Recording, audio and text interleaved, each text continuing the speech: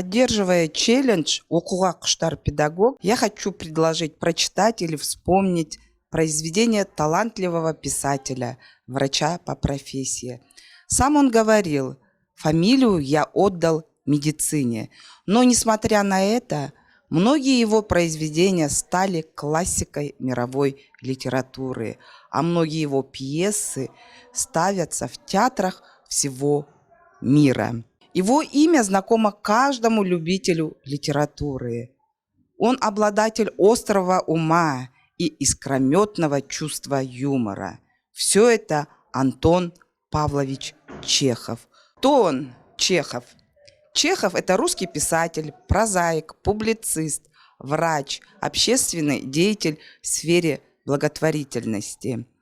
Его произведения переведены на более 100 языков мира, а его пьесы ставятся более 100 лет в театрах всего мира.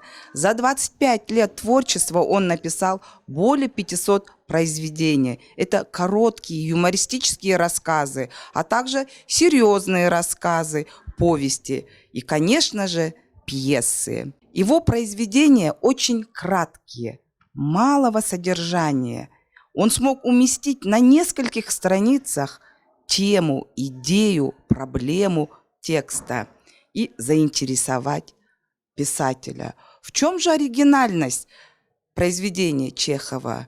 Он является уникальным писателем в истории русской литературы, так как он обладал интеллектуальным юмором. Его юмор был добрый, но грустный.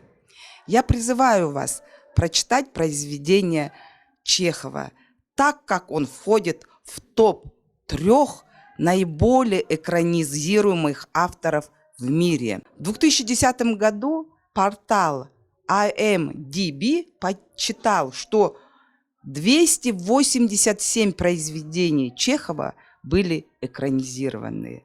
Читайте Чехова, любите Чехова.